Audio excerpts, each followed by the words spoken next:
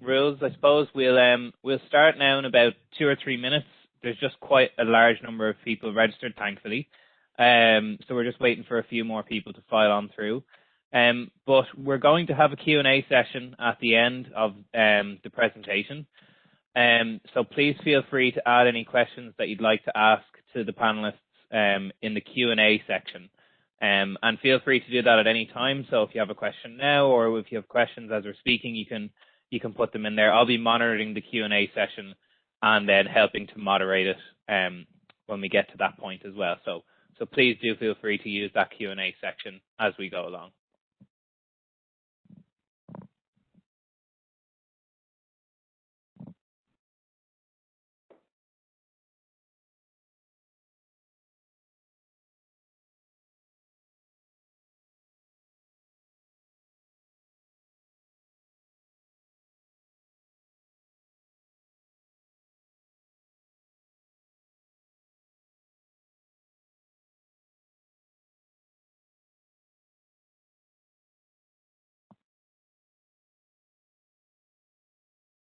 It's great. I can see more and more people joining the event, which is fantastic.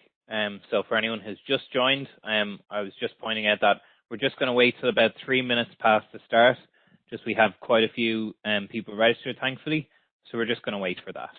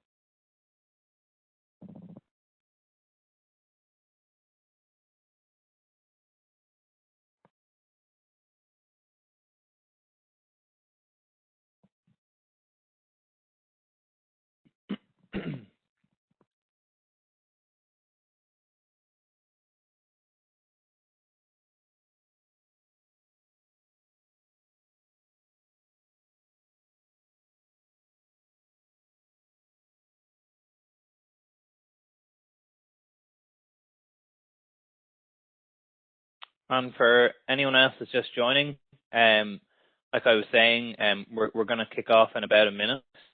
But please feel free to use that Q&A function to ask questions, because our panelists will be taking questions at the end of the presentations. And feel free to use that Q&A panel at any time. So you can drop a message in or a question in there now, or as we're speaking. And I'll be taking a look at that during the presentations and picking out questions to ask our panelists. So I encourage you to use that. So I can see here that we're getting up to around the numbers that had registered, which is fantastic. So I just want to say thank you, everyone who registered for the event, and thank you to you all for attending.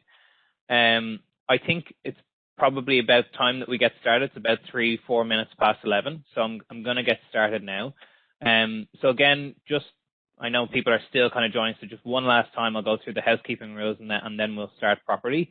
So we're going to have a presentation from Andrew O'Callaghan today, who was the author of this paper, and I'll explain why we did this paper now in a moment.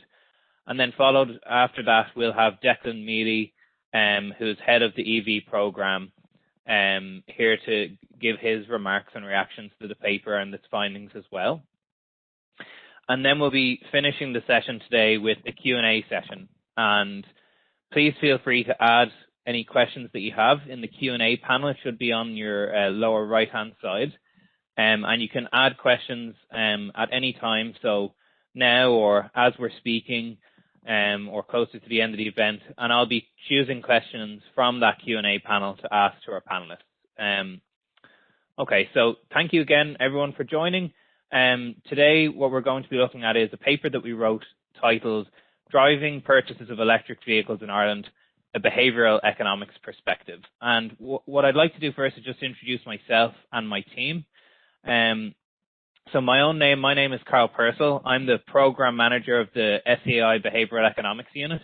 And really the aim of our unit is to try and use the latest evidence from behavioral science and economics to encourage citizens, homeowners, and businesses to change their energy behavior. And obviously, in particular, what we're going to talk about today is to encourage people to purchase and drive electric vehicles. On our team is Mark Boacek and Andrew O'Callaghan, and you'll be hearing from Andrew O'Callaghan today. He's the author of this paper, and he'll be taking you through the findings, and he'll be helping, and then he'll be sticking around for questions and answers as well afterwards. This paper is part of a wider policy series of papers that we've put together. It's called the Behavioural Insights for Policy series. And really what we want to do here is make sure that we're applying behavioural insights where they can have the greatest amount of impact on policy. And we think that that's when behavioural insights are applied through all of the policy life cycle. So not just to the kind of the last mile or the implementation of how a particular policy rolls out, but also into the kind of things that we consider as policy interventions, and as well the questions that we ask when we're trying to set a policy agenda as well. And so that's the aim of this series of papers, is really to apply insights at that kind of problem identification and policy analysis stage of policy formation. You can see here that the first two papers were one on heat pump adoption, and then of course what you're all here today to hear about, which is driving purchase of electric vehicles in Ireland. I'll hand you over to Andrew now in a second, but I just first of all want to give you an overview of what the aims and the scope of this report was. So the aims of this report were to give a good outline of the relevant barriers to EV adoption, and to provide an indication of the additional measures that may support efforts to achieve EV targets based on the available evidence. I suppose what this report isn't or wasn't setting out to do was to be an economic feasibility study of all of the different suggested policies. And similarly, while we were drafting this paper, there was another working group looking at fiscal policy options, so the carbon tax, motor tax, and other subsidies and so on. And so you'll note here that we don't talk a lot about these type of fiscal policy measures in this particular paper around carbon tax and motor tax, as that was left to that other working group at the time. Okay, so I think that's about it from me. So as I said, I'll be sticking around in the background managing the questions, so please post them as you have them. But I'll hand you over now to Andrew O'Callaghan, who's going to present to you the background to this paper and what we found. So Andrew, over to you, and thanks very much. That's great, Carl. Thanks very much. And thank you, everyone, for joining the webinar. It's great to see so many people interested and on the webinar this morning. So I think I'll just start off, first of all, by, I guess, setting out the context in terms of our transport energy use and emissions. So transport energy is the largest energy consuming sector in the Irish economy. So in 2019, it made up 42% of the final share of energy consumption and 41% of energy related emissions. And as we can see on the graph on the right here, transport emissions peaked around 2007. And then as a result of the economic recession in 2008, we saw a steep decline. And as the economy recovered, we can see transport emissions beginning to grow again. And for 5 of the last 6 years, there's been an increase in transport-related emissions. And this is really the story of transport emissions, in that they're very closely tied to economic activity. So it's a real challenge to try to decouple that. Now, there are a number of policy levers that we can pull to try to bring those emissions down, in terms of modal shift, different spatial planning techniques, but also the electrification of transport is a key policy, and that is incorporated into the Climate Action Plan. And a representation of that is our target by 2030 to have a little under 1 million electric vehicles on the road by that year. So in terms of the existing policies that are there to incentivize that shift, there's a number in place. Perhaps the most well-known is the upfront grant of up to €5,000 on the purchase of a new battery electric vehicle or a plug-in hybrid. And there's also VRT relief until the end of 2021 for battery electric vehicles. And BEVs can also avail of the lowest motor tax rate. There's also a home charger grant of up to €600. And for those of us who drive on the motorway, there is a variable motorway toll discount depending on the emissions of the vehicle you're driving. There's also a carbon tax, an ever-increasing carbon tax in the background, which is designed to disincentivize the uptake of petrol and diesel vehicles.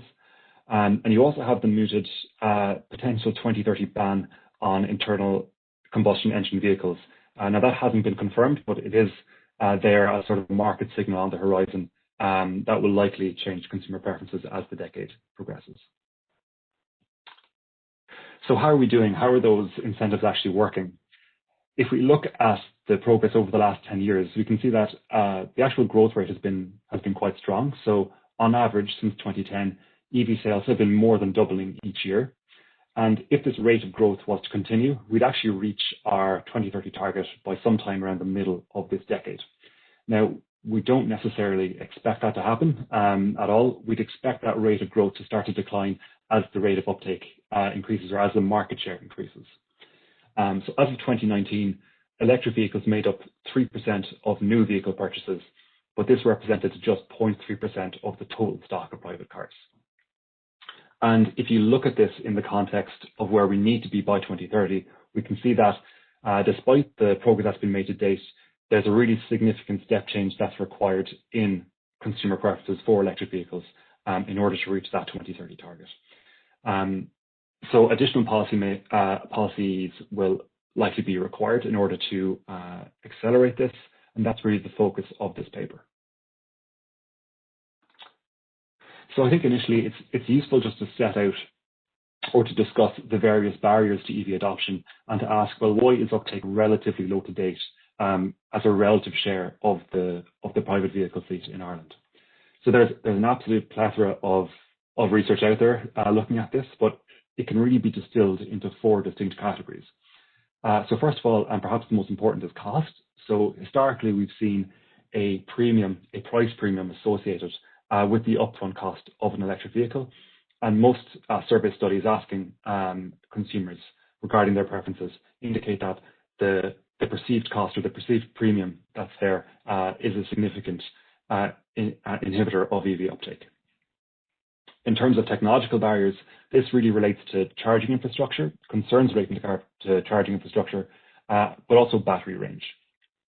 There's a host of behavioural factors which can come into play and influence human decision-making in a way that inhibits EV uptake. And there's also an emerging literature now out there on the dealership experience. So the importance of the face-to-face contact between the customer and the salesperson on influencing the final vehicle purchase decision.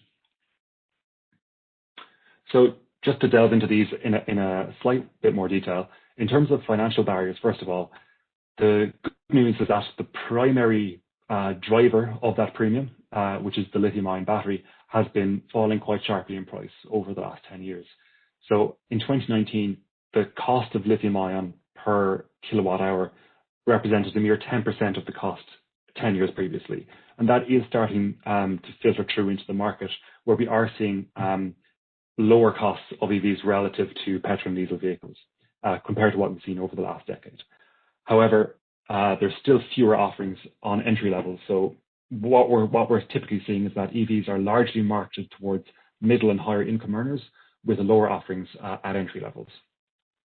But it's important as well to realize that the purchase of an EV or the purchase of a vehicle includes long run costs over the lifetime of that vehicle in terms of running costs, maintenance, insurance, etc. And communicating this is key to the end user, because one of the key selling points, of course, of electric vehicles is that they typically have lower running costs, significantly lower running costs compared to a petrol or diesel vehicle. In terms of technological barriers, there's an interesting disconnect now, actually, when we talk about range anxiety between the actual behaviour of drivers in Ireland today and the range capabilities of battery electric vehicles that are on the market. So according to the CSO, the average car journey in Ireland is a little under 15 kilometres. And this compares with an average range of a battery electric vehicle on the market today of a little under 400 kilometres. So communicating that sort of lifestyle compatibility with the end user or with the customer is a key marketing strategy when we're trying to convince people to purchase an EV versus a petrol or diesel. It's also interesting to note in terms of charging infrastructure, some survey research carried out by the behavioural unit actually found that quite a sizable market share in Ireland actually lack access to off-street parking for charging purposes. And you can see how this would dissuade someone from purchasing an EV, because if you don't have the convenience of parking your car at home at night, charging it overnight, and then having it ready to go the following morning, that's going to really disincentivize you from purchasing an EV. And I'll be touching on this again shortly in the presentation. So there's a host of behavioural barriers that can negatively influence the uptake of electric vehicles. Now, for the purposes of this morning's webinar, I don't really have time to go into a lot of detail on all of these, but just to touch briefly on some of them.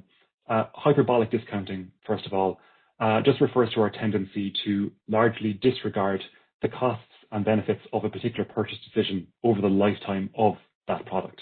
So in the context of a vehicle, that would incorporate fuel costs, insurance, maintenance, etc. And you can see how this could negatively influence preferences for electric vehicles if we're discounting the cost savings that are occurring over the lifetime of that vehicle. Status quo bias then simply means, in this context, it means that when we're considering a new product or technology that we're unfamiliar with, that unfamiliarity that we perceive can bring about sentiments of doubt that results in us sticking with the status quo or sticking with the traditional approach. And in this context, that represents petrol or diesel vehicles. So even when it may be economically advantageous for us to make a switch to a new technology, we often fail to do so. And that's what status quo bias is referring to. So the other barriers that are referenced here in terms of social norms, choice overload, and information problems, hopefully those are relatively self-explanatory. If not, I'd encourage you to go ahead and read the paper and have a look at those in some more detail. And then finally, in terms of barriers, there's a really interesting literature now that's emerging around the dealership experience. And I've referenced a couple of studies here that have looked at this. So these studies have basically incorporated a mystery shopper type approach to their methodology, whereby a prospective buyer arrives at a dealership and then systematically documents their experience with that dealer or with that salesperson when they come to talk about purchasing an electric vehicle. Now, these two studies were conducted in Canada and in a number of Nordic European countries. What they typically found was that on about 2/3 of occasions, prospective buyers were actively discouraged away from an electric vehicle for a variety of reasons. But subsequent interviews with dealers themselves indicated that for those purposes, it really boiled down to time and money. So if you're a salesperson, you're more than likely you're on commission and you want to make sales in a relatively short time frame. But we know that the unfamiliarity that consumers have with electric vehicles leads to longer sales times. So on average, the sale of an EV takes two visits to a dealership versus an average of one for a petrol or diesel vehicle. And if you're a salesperson, that's going to disincentivize you from trying to push that sale. Now, there is, however, an evidence gap in the Irish context. So this is very much based on international literature, and I'm by no means saying that this is the case in Ireland, and it very well may not be. But it's an interesting question that I think the behavioural unit will look into in future, given the importance of this encounter in the customer journey. Okay, so I spent a bit of time there just sort of setting out the background in terms of, first of all, our transport emissions and energy use, the challenges that we face with incentivizing the uptake of electric vehicles in terms of our climate action plan targets, the incentives that are there, and the various barriers that might impede us from actually reaching those targets. So what else can we do? What other measures can we add on top, or what other types of policies can we introduce to allow us to reach our climate action plan targets? So I've included here on this slide a infographic which essentially summarizes the paper. Now, this infographic breaks the customer journey down into 3 distinct stages as they progress towards making a choice around a particular vehicle. And as you can see, at each stage, the various barriers that I've been touching on so far in this presentation are linked to a particular measure. Now, it's been simplified, of course, for the purposes of the infographic, and in many cases, there's overlap between barriers and solutions. That's not represented here, but hopefully it gives you an idea for the sort of logic of flow of the paper and the justification for that. So I'll go through some of the measures now in no particular order. First of all, I think it's good to talk about emissions-linked congestion charging. So I'm sure most of us are are relatively familiar with this type of policy, but for those of us who are not, this basically means that there's a perimeter around an urban area, usually a city centre, and by driving beyond that perimeter, the vehicle you're driving is subjected to a charge, and that charge is proportional to the emissions of your vehicle. So in a scenario like this, a electric vehicle or a plug-in hybrid or a lower emitting vehicle stands to save more compared to a petrol or diesel. So it stands as an incentive for the uptake of lower emitting vehicles. Now, we've seen this type of charge introduced in a number of cities, most famously in London, but also in Milan, Stockholm, Singapore, and a number of other cities as well. And some of the best evaluations of this type of measure have stemmed from Stockholm and London, where we see a 10 to 12% increase in the rate of uptake of lower emitting vehicles, including EVs, following the introduction of the charge. Now, of course, this type of measure is not just about incentivizing electric vehicle uptake. It also has benefits, wider benefits relating to sustainable transport in terms of improved air quality, reduced congestion, and increased use of public transport. And those figures are taken from an evaluation of the London emissions-linked charging. Interestingly, despite public opposition prior to these charges, we can see in both Stockholm and London that public support for the charge actually increased after it was introduced. So following the introduction of the charge in London, we saw that more than 70% of residents were now supportive of the charge, having seen the benefits that it was bringing to the city centre. So I spoke previously about the importance of communicating the long-run cost of a vehicle purchase decision to the consumer. So this graph here is taken from MIT, a database that's operated by MIT, and it's plotting the average cost per unit of time of a vehicle against the average carbon emissions per unit travelled. So basically, the further you are to the bottom left-hand corner of this graph, the better, and the further you are to the top right-hand corner, the worse. So unsurprisingly, we can see in the red and yellow clouds there, which represent plug-in hybrid vehicles and electric vehicles and battery electric vehicles, we can see unsurprisingly that their emissions are substantially lower compared to petrol and diesel. But what we're starting to see now is that compared to, in particular, diesel vehicles, but also many petrol, we're also seeing that per unit of time, EVs, in particular electric vehicles and many plug-in hybrids as well, are cheaper to run. So communicating this to the end user or to the customers is a key selling point of electric vehicles. And one way that we can do this is through the use of total cost of ownership labeling. Now, I've included an example of this from PG&E. So PG&E are a utility in the United States who operate a grant program for EVs. And this graph has plotted the total cost of ownership of a Hyundai Kona electric vehicle versus a Hyundai Tucson petrol vehicle. As you can see, despite an initially higher upfront cost for the electric, we can see that the cost savings that are made over the lifetime of that vehicle more than make up for that over a 12-year cost of ownership.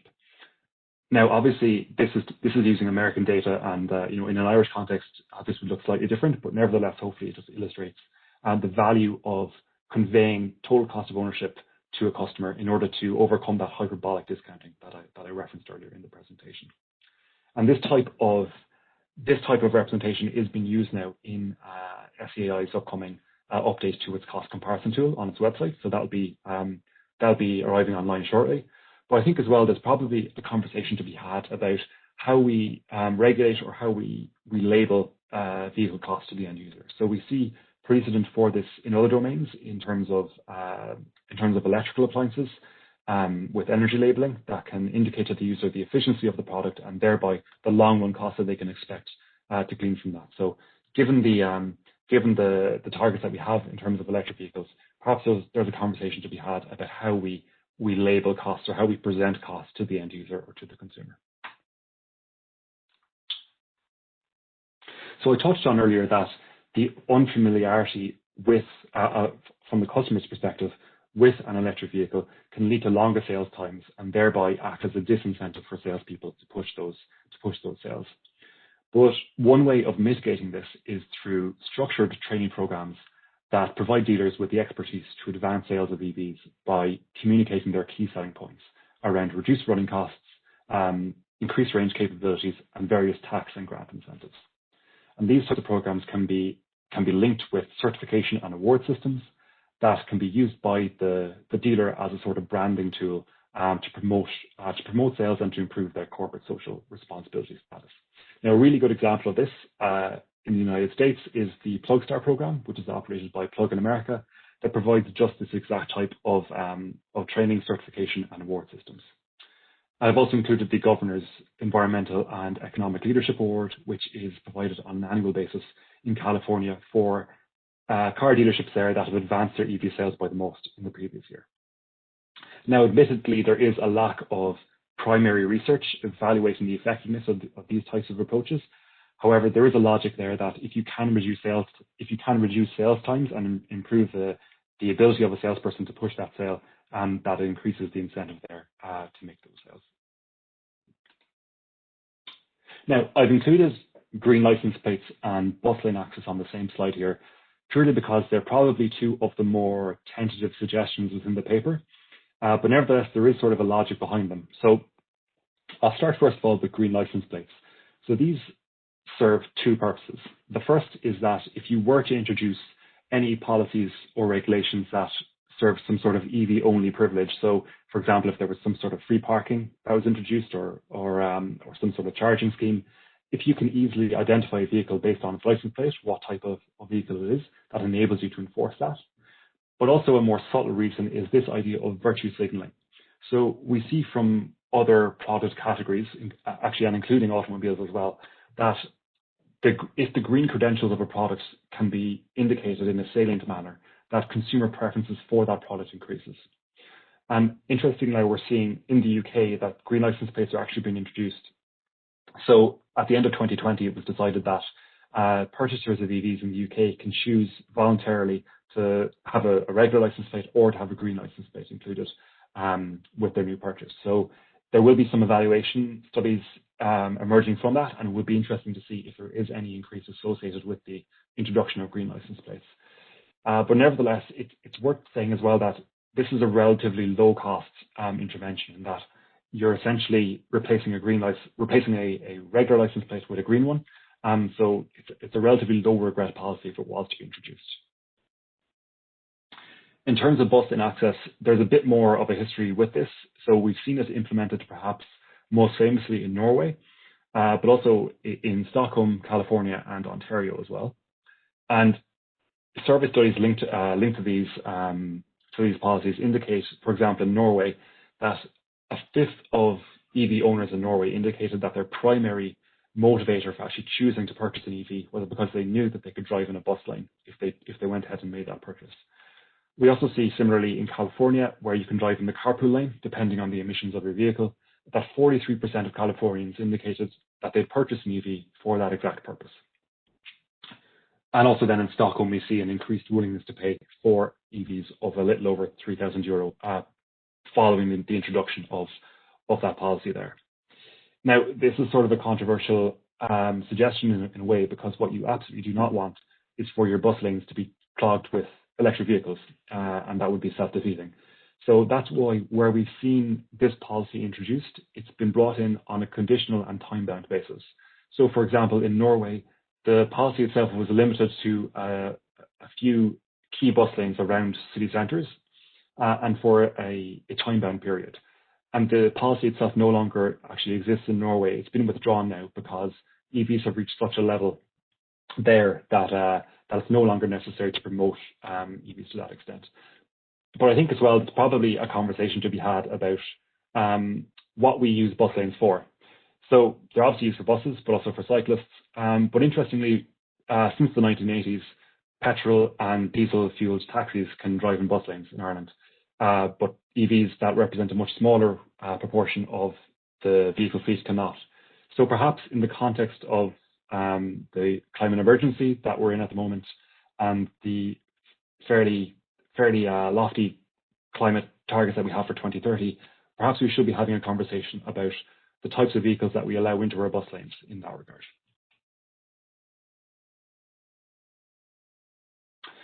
So I touched previously on the fact that an unfamiliarity with a particular product or technology can dissuade users from making that shift.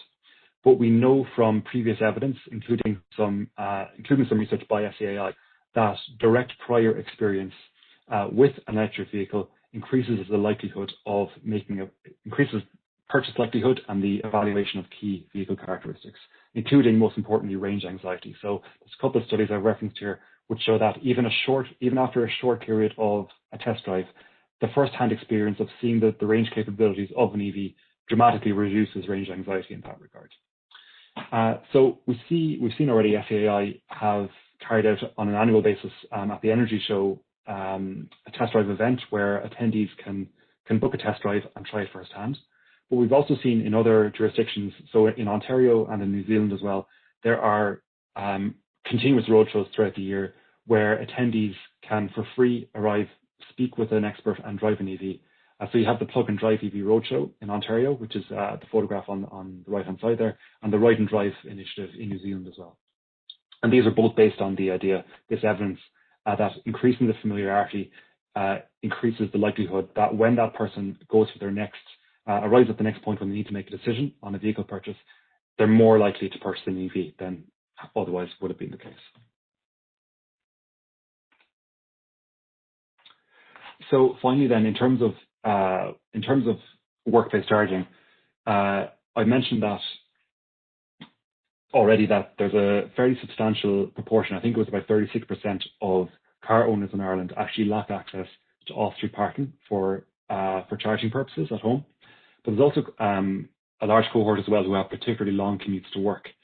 So this is where the suggestion of work-based charging comes in. So we can see in other jurisdictions, so in Quebec, in the UK, in France as well, various grants and rebates are available for employers to install a charger in their place of work and then generate a revenue from that charger by charging employees for its use. And there are some observational studies which show that after the installation of these chargers, that purchase rates among staff increases. So this is being incorporated into the destination charger grant, which I'm sure Declan will probably touch on shortly. So just to, I suppose, just to summarize then, in terms of implementation, now there are a number of measures that are suggested in the paper that would largely fall outside SEAI's remit. However, the paper itself has been presented to the EV Policies Pathway Group, and the various measures there have been considered by that group. However, there are a number of measures that clearly fall within SEAI's control. So in terms of the total cost of ownership labeling, SEAI's Compare and Calculate tool, which is being updated, allows users to make this comparison in terms of total cost of ownership, and that will be coming out shortly. As I mentioned, the workplace charging grant will be incorporated as part of the destination charging scheme for 2021. And we're also now, based on that evidence on the effectiveness of test driving is now incorporated as the primary call to action in SEAI's marketing schemes. So there is a clear opportunity there for dealers off the back of that to advance EV sales based on that. And I've also included a link to SEAI's website for anyone who's interested there as well. So that's it from me in terms of the presentation. I think now I'll be handing over to Declan Mealy, who is Head of Transport and Communities at SEAI. So I think you should have control there now, Declan. Thanks very much, everyone. Thanks, Andrew. And just double checking, Andrew, you can hear me okay? So everybody else, yeah? Yes, we have you there, Declan. Okay, perfect. So from my perspective, I don't have any slides to share, and I'm only going to speak for a couple of minutes just in terms of the overall high-level inputs in terms of what has happened. And firstly, to thank the behavioral economics team for their report and the inputs that have really supported the transport, sustainable transport team within SEAI, but also the EV policy pathways. And taking it back, this is all about looking at the electrification of transport and heat, which we know has to happen in order for us to look at our emissions changes and in terms of where we need to be by 2030. The 2030 market signal that was set to say in terms of look at all new petrol and diesels. There will be no new petrol and diesels allowed into the market by 2030. That's not to say there won't be allowed petrol and diesels in terms of driving around the place. Of course they will, but there won't be new coming into the market. And also to highlight a little in terms of what Andrew set out as well, he went to 2019, but in 2020, the electric vehicles and the vehicles that we granted were making over 7% of the total market. I know there was a market drop, but there was a massive uptake, and we did see a growth year on year between 2019 and 2020. So in relation to the success of the year, in spite of COVID, and congratulate the dealers and everybody in terms of managing through all of this. And we kept going with the programs as well, but we saw a major uptake. And signs on it as well in terms of the way the market changing. People will note now that it's very little petrol or diesels that are being marketed directly on the airwaves. It's all about electrification, and be it in terms of what some people are calling the hybrids and the mild hybrids in terms of mild electric. But, you know, for our element, we're seeing a switch in terms of where the market is switching to, and it's great in terms of what's seeing coming in. But at a high level, in terms of the Climate Action Plan, following on from the success of the Low Emission Vehicle Task Force, there was an action there to set up a cross-departmental working group on policy. And the benefit for us of having the behavioural economics team developing this paper and providing it in from the start was that as the group were developing their thinking, that this work was being developed alongside it. And it was a comprehensive report that was fed into the group at different stages as it went on. And the success of the Emission Vehicle Task Force, which was co-chaired by the Department of Energy and Department of Transport, this Policy Pathways Group was chaired by Department of Transport, and thanks to Deirdre O'Hanlon and the team in terms of steering on that. The one thing, a couple of things that we took out of it as a group was, as a nation, we really need to start looking at the step change point that Andrew showed in his graph, and 2025 being the 175,000 mark. People talk about the million and is it a million or is it 900,000 or whatever, but we said let's focus, and in terms of getting to this midterm point of 2025 and 175,000, because there'll be a lot of things that happen at that, and in terms of the rate of change of price of batteries, the way the vehicle prices are falling, the total cost of ownership milestone that we've achieved already in terms of where that's going with the vehicles is seeing a significant change in terms of people's behaviour. However, it also did was allow us, in terms of two particular streams within SEAI and the thinking around the Policy Pathways Group, was that there was an immediate action opportunity in relation to 2021 and preparing and feeding into the budget thinking in July and August and feeding into the teams that were there, because Department of Public Expenditure and Reform and Department of Finance were also part of that Policy Pathways Group, and we're able to see, okay, this is where we need to actually change and present some of the levers. And the opportunities that came was that we've got additional budget for a working stream called demand generation, and in terms of the whole area of a national campaign. And we've seen the first tranches of that been rolled out in terms of the dinosaur characters and the awareness in terms of the ad campaign that kicked off just after Christmas and is rolling now. But the whole idea around demand generation and attacking that point in terms of how, dealerships, helping the dealerships, providing the car comparators, providing an independent voice, providing opportunities in terms of test drives and road shows to go after that area. And there's budget there and an opportunity to develop that. On the grant side of it, there was also changes on the incentive side around the VRT, which was very welcome. And in terms of looking at that in relation to better VRT opportunities for those with lower emissions. And from the grant point of view, we also have the destination chargers that Andrew has pointed to in terms of a new program to come in. So we saw that we have 4 areas of grants that or of charging that we need to look at. The home charger, which is where we want most of the charging to happen. on-street charging, which we're funding through local authorities, and we want to see more local authorities engaged in that. But there's an opportunity there in terms of providing on-street parking and charging for those that don't have off-street parking spots. So that's in place and has been in place, but we want to see a lot more activity on that. The fast charging has been funded through the Climate Action Fund, but the destination charging that we call for workplaces or other areas where people gather in the car parks, such as at shopping centres or hotels, tourist destination points, where again people can come and say, okay, there's a charging point that I can plug in my electric vehicle and see that happening. And that destination charging point was also included in the budget.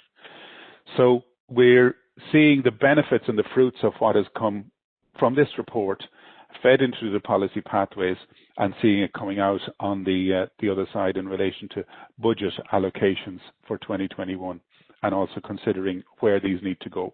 There's some research being done at the moment in terms of how the grants can evolve and may change over the next year or so as well, and particularly looking at plug-in hybrid electric vehicles and in terms of the incentivization on that, in terms of the uptake and where they fit in this position.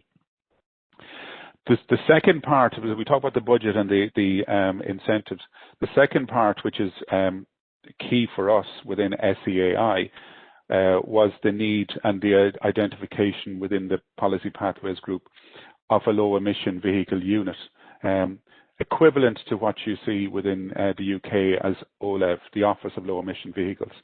And that been recognised by ourselves, our initial parent department and Department of Transport, who we now are reporting directly into in terms of gauging all of the transport initiatives and working with them closely.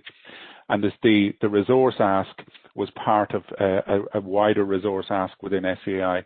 And that was part of the approval process that we have now started to grow the teams and grow the expertise across the organisation to bring in the skill sets that are needed for that low emission vehicle unit. And that's a significant opportunity and a significant win, both for SEAI, but also in terms of the opportunity to look at how this has evolved and how we're going to provide direction and support and opportunity outlines to Department of Transport in the future. So it's been great. The learning here has been, getting the behavioral economics team to do the analysis at the beginning, and for us to start looking at how this starts to feed in and develop the expertise and the organisation, making it fit for purpose. And we've taken significant learning in the development of SEAI in relation to national retrofit and looking at the national retrofit unit within SEAI and seeing how this can evolve as well. So, as I said, it's been a really good learning process and an excellent report that we've been able to leverage and work with departments right across government through the chairing of Department of Transport and take this from a report into something that is reality and hitting the ground as we speak. So just thanks to them and thanks for the opportunity, Carl and the team, for giving this outline today as well.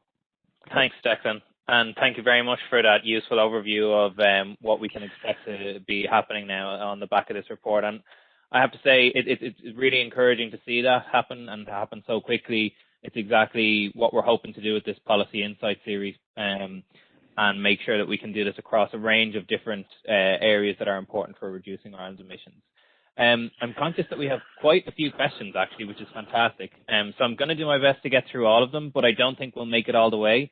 So if your question isn't answered now during the Q&A, we will send an email out with kind of an FAQ sheet attached where we try and provide answers for all of the questions that we can. But I'm going to start now, and Andrew and Declan, I'll point to you in turn for different questions. But Andrew, the first one, if I can give it to you, if that's all right, comes from James McCormack. The question is just: is it realistic to compare the City of London with Ireland regarding congestion charges? The citizens of London have a lot of alternatives. There's millions of people in a small area, and obviously in Ireland, in contrast, we're a low density population in a large area. So just like to get your reactions on that, Andrew. Yeah, no, I think that's probably a fair comment.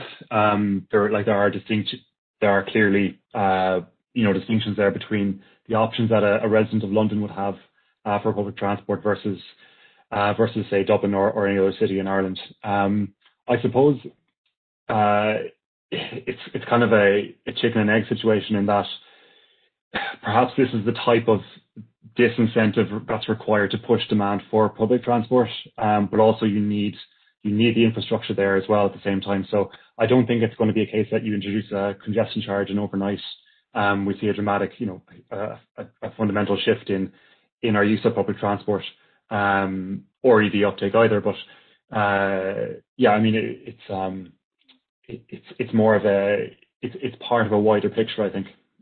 Is the way I put it there. But yeah, no, it's a good suggestion. Now, perhaps Dublin is the only viable place for that to happen, given that many other urban centres don't have the degree of public transport that Dublin has to offer, or the degree of alternatives there for people to choose from. So, but no, it's great. It's a good question there from James.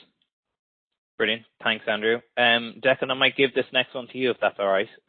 Pete Sure. Lunn asks, are there any solutions for the 36% without off-street parking? This is a high proportion, especially as this 36% are more likely to be urban.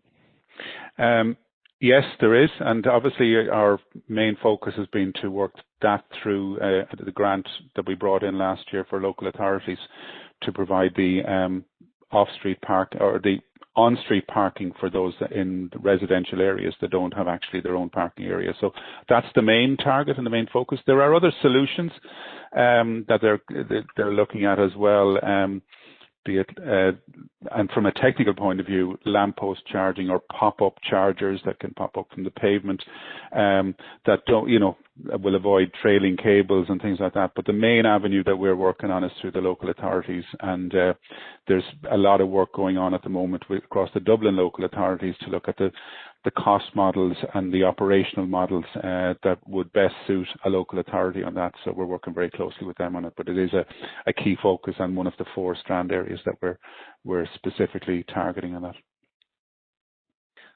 Thanks, Declan. That's great. Andrew, there's a question here from Leo Lades, who asks, he points out rightly that in Ireland we have a registration cycle that's governed by kind of vanity license based, maybe, let's say. So you have a registration period, obviously, in January and July. Is there something that we could do to take more advantage of that to boost further adoption of electric vehicles? I think on a basic level, like my first reaction to that is that I suppose it makes sense to align your marketing campaigns with that cycle. So I know that is the approach that's currently been taken. So if you can, obviously in that December, January period, ramp up your efforts, then you're probably going to get more, say, purchases per unit of marketing effort, as it were. But that's just a first take from me on that. So I think that's one for the marketing guys to consider in more detail. But yeah, thanks, Leo. I also have a question here from Brian O'Gallagher, Andrew, if you don't mind. So this one is kind of how the introduction of bus lane access might be perceived among different social groups. So I suppose if we see a tendency, at least at the moment anyway, for higher income groups to be the owners of electric vehicles, is there kind of an equity argument against the bus lane access? Yeah, definitely. So like I agonized over whether or not to include the bus lane suggestion in the paper. Now, in the end, I did, purely because there's a decent amount of precedent for it in terms of an actual implemented policy. I fully agree that it could be it could be regressive in that you end up essentially providing a less congested lane for people who are probably on higher incomes anyway. And that's not great, but I think like that should obviously be avoided. One way that I've seen it addressed in the States is that actually your ability to avail of a carpool lane sticker in California is actually means tested. Now that introduces a whole other set of costs associated with that policy, and as we said at the outset, trying to assess that in terms of like some form of cost benefit was not within the scope of the paper. But it's an interesting one. Perhaps it should be looked at. I think in the end, bus lane access is included in the paper in the context of how high our targets are over the next 10 years, and that it's not like we need to increase sales by a small bit, we need to increase them by an unprecedented huge amount. So it's within that context that these suggestions are being made. But that's a very useful comment there. So thanks. Thanks. Declan, did you want to comment on that? Well, I was just going to say in terms of the obviously, we see the need in terms of EVs and where they need to sit within the policy piece, but also recognizing, and the Minister has highlighted several times in terms of the need for public transport and bolstering that. And it's looking at the balance there. And the benefit that we have now working directly with Laura Behan and the other teams in Department of Transport is that we will have that overall picture. And the way I describe in terms of what the Behavioural Economics Unit have provided to us is like a graphic equalizer of different measures that we could decide to turn up and turn down. And that's the way I looked at it even from Norway, that they turned up the bus lanes at the initial stages and now they've turned it off because they say, okay, there's no need, they've got the initial kick on that and that was needed. But always dangerous to compare Norway because it was their carbon tax that really influenced behaviour over there. The bus lane helped, but it was one of those levers. And I think Andrew's point is well made in terms of why are we allowing petrol and diesel vehicles into the bus lanes in general. So maybe we look at the vehicles on that. But I think, as I said, with the Department of Transport and the opportunities to look at this in the context of low emission vehicles and the overall context and public transport will be useful. Thanks, Declan. I'm going to be selfish here and assign a question to myself. So I just saw a question come in and saw that someone was asking that a lot of this research seems to be based on international evidence and, are SEAI planning to do more primary research? I think the short answer is yes. We already have done quite a bit of research in this area. So we've done some experiments looking at how people interact with cost comparison tools. So that's what led to us redeveloping the tool that you see on the website at the moment. It's going to look more closer to what Andrew showed you in terms of providing total cost ownership benefits and other things like that. That really came from research that we did. And similarly, the point on the fact that 36% of people don't have access to at-home charging or on-street parking, should I say, that is also from one of the surveys that our unit conducted as well. So, and then of course, more generally, the EV team themselves obviously do nationally representative surveys each year, asking people about the different barriers and benefits related to EV purchases. So yes, I think you can expect to see a lot more primary research coming from SEAI as we've done in the past as well. I have one more, probably time for one more question, and I'll ask it of both Andrew and Declan. And then I'm really sorry if we didn't get to your question, but as I said, we will put together an FAQ document and reply that way as well. So this last question comes from Philip Harrison, and he says, I feel promoting hybrids and plug-in hybrids in any way adds extra confusion for consumers. Why not only promote just battery vehicles? So if I could get both of your reactions to that, please. I'll just jump in there quickly. Maybe Declan has more of a comment to say here. I don't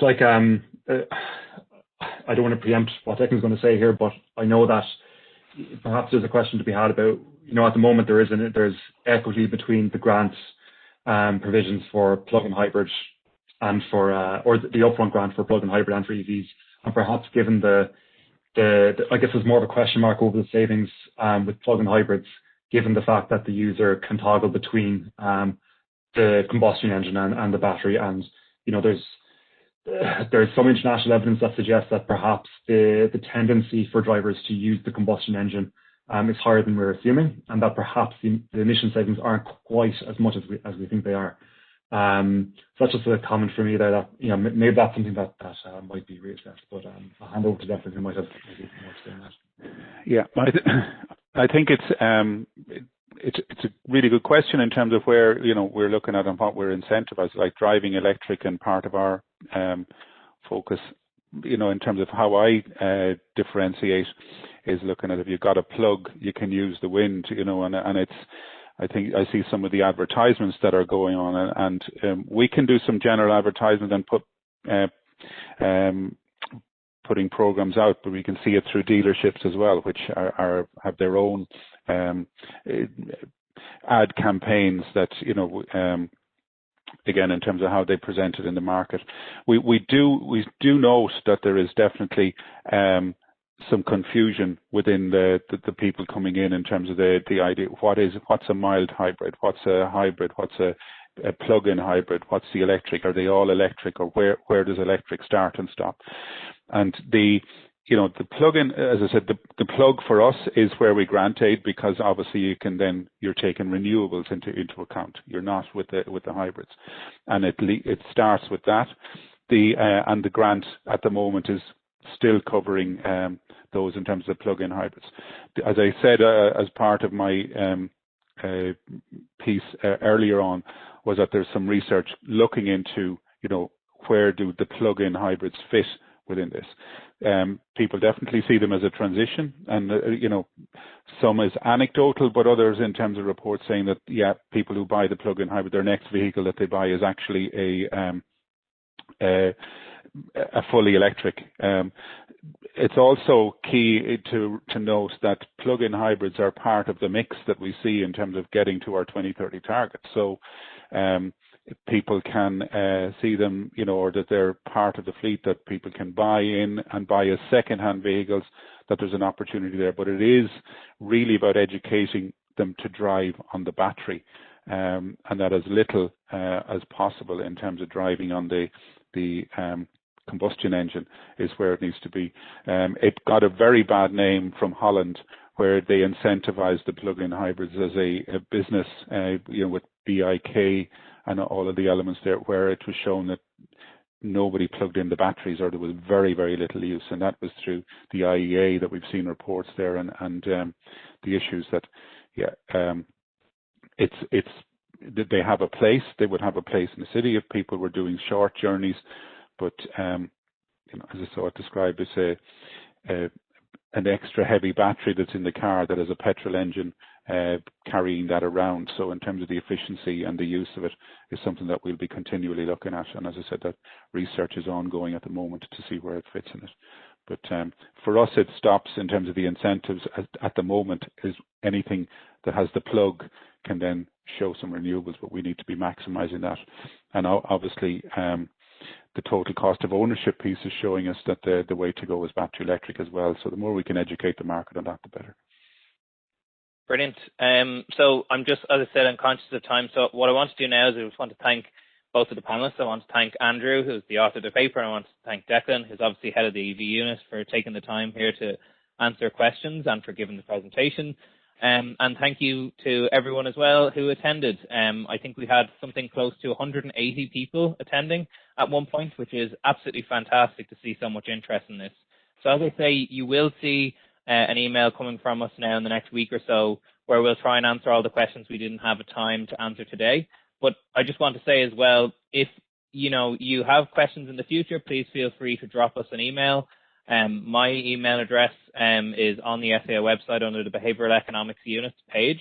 And similarly, if you're a dealer or a manufacturer or a researcher and you'd like to run primary research in the field, we're always happy to support efforts to do that and to look at interesting research questions.